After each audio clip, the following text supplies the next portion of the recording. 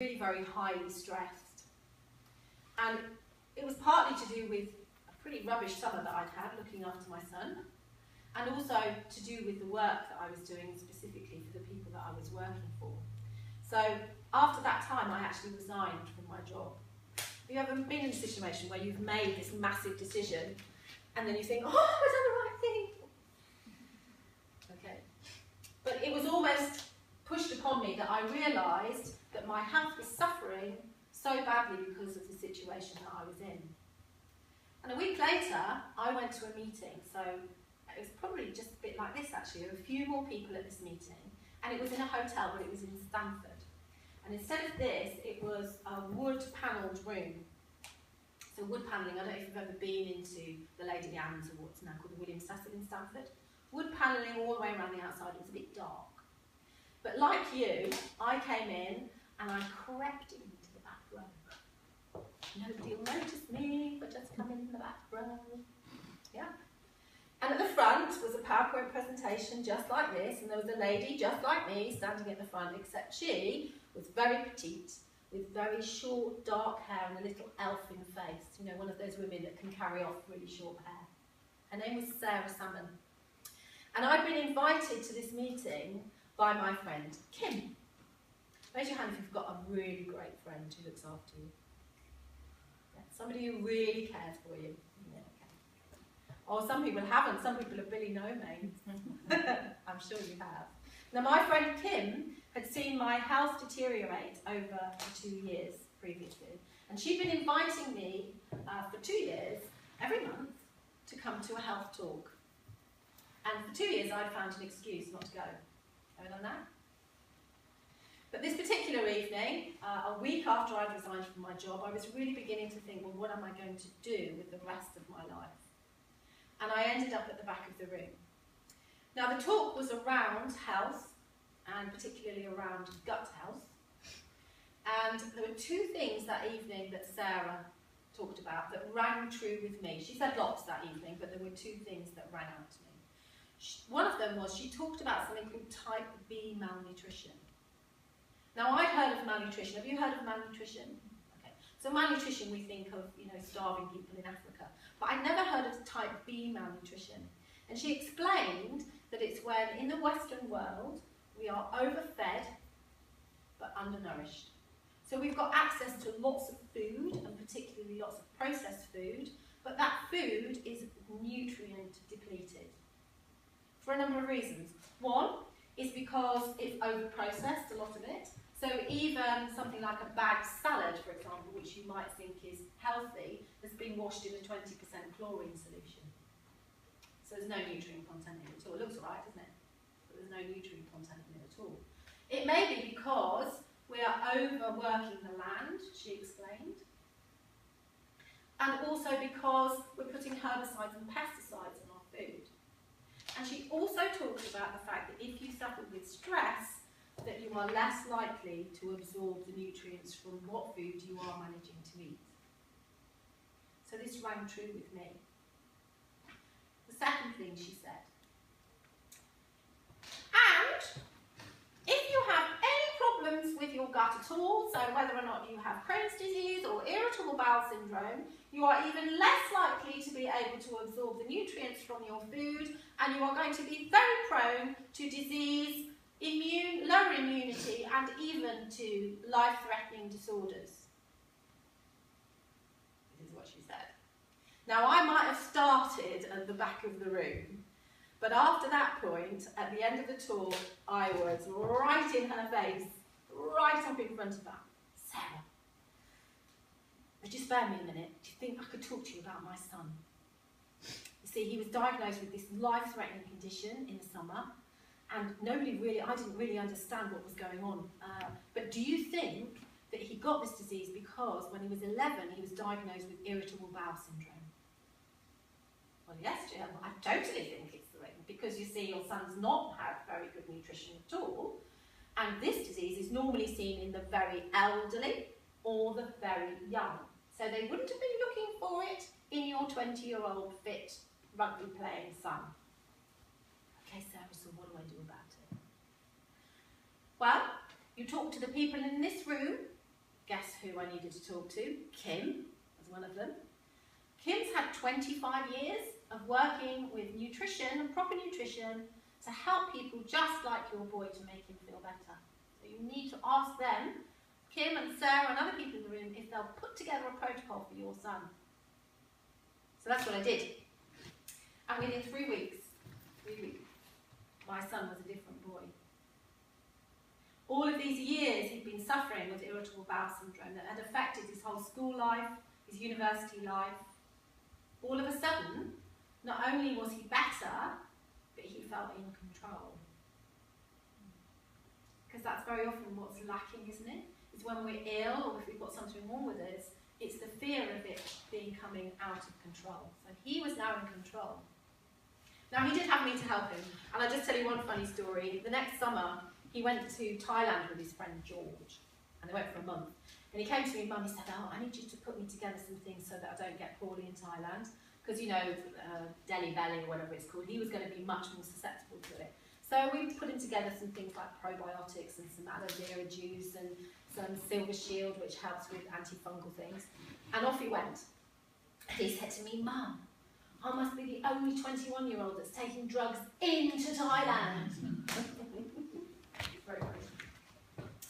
Now, in the January of that year, after hearing what I needed to do to help my son, I also decided that I needed to sort my own health out.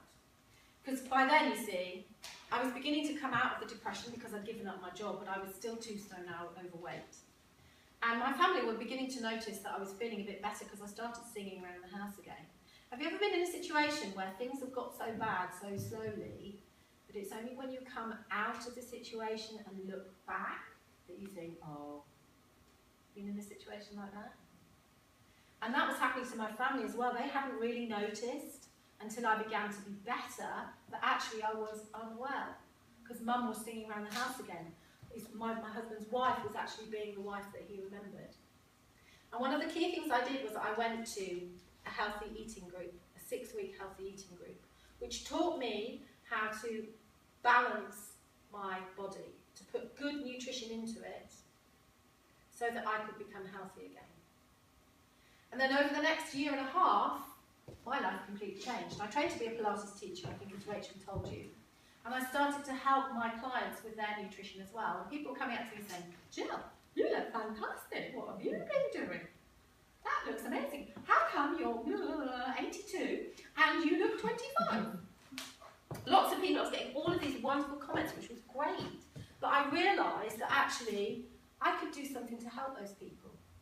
I could actually teach them to do what I've been taught to do by my lovely friend Kim. And also people also were aware that I could also help them with their IBS issues, because of course I'd done that, hadn't I? But in November of last year, I ended up in another training room. Quite like going to meetings now, quite enjoy them. But this time there were 400 people in the room. Lots of loud music playing, and I'm there with my friend Anne. Anne, music's really loud. Do we have to stay for 4 days? What if I hate it? Oh, Jill, for goodness sake, we're going to have a lovely time, just relax. And on-bounded onto the stage was this little man, he must have been about 5'4", in a grey shiny suit and a pink shirt and a black tie. Raise your hand if you've ever had pain in your life! And I was sitting just about where you are, actually, Helen. I'm sat up, tall. And for the rest of the weekend, it was like he was speaking to me. Because he basically said, if you've had pain in your life and you've overcome those pains, then you can be helping other people. And he said to me, if you're already helping other people on a one-to-one basis, why are you doing it on a one-to-many basis? Why are you keeping all of this knowledge to yourself? This message that you've got where you can help people do what you do, why are you keeping it?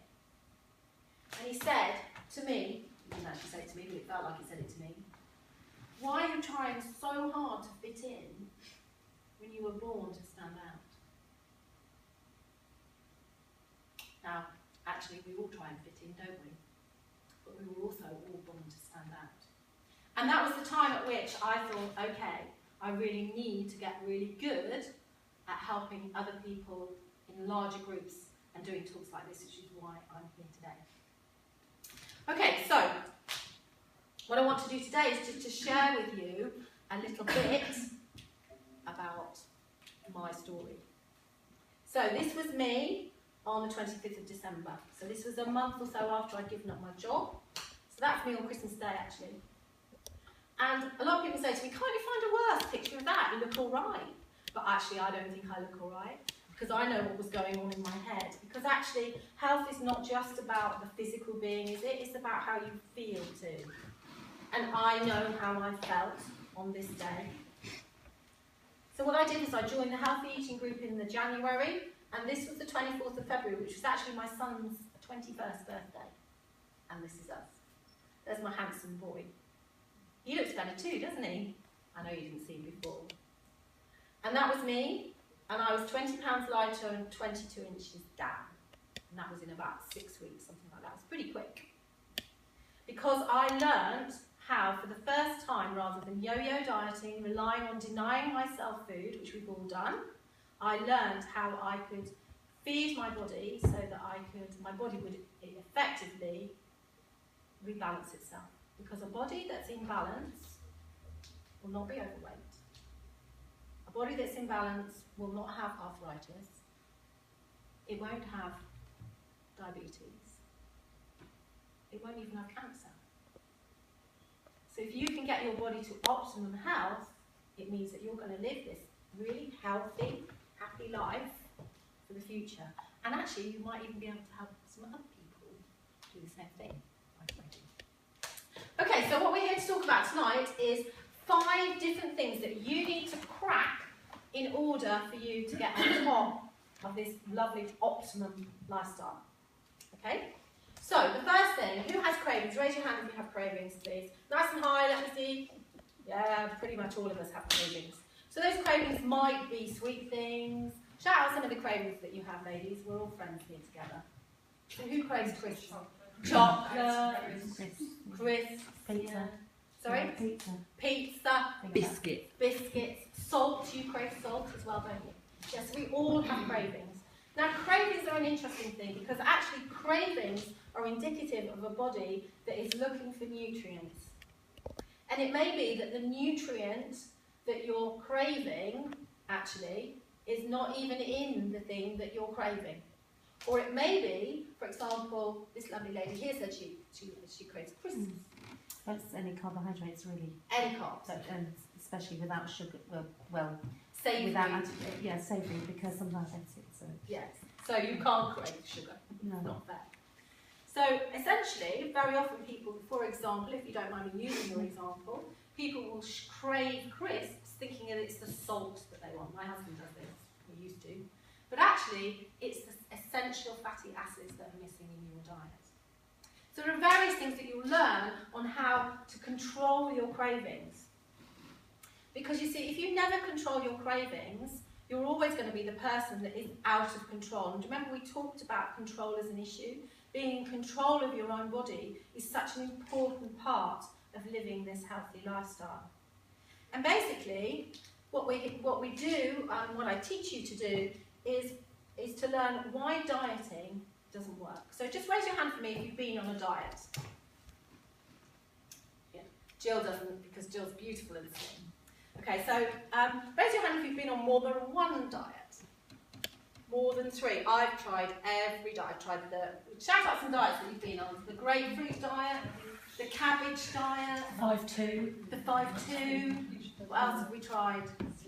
Slimming World. Fat watching. Weight watching. Yeah, so there's a whole range of them, isn't there? Now, unfortunately, what happens is that, I don't know whether this happens to you too, is that we go along to these things and we lose weight. Yeah, and we're all very pleased about that. And then we start eating normally again, and what happens? We put the weight back on. And more. And more. Yeah. Absolutely. Okay. So, unfortunately, would you agree with me then that potentially dieting doesn't work? Do you agree with that? Yeah. Okay, now actually it's quite interesting that Weight Watchers, the CEO from Weight Watchers was interviewed on the television about 18 months ago. And actually he confessed that Weight Watchers, the system is set to fail. The whole process is set up so that it fails. Because they want you to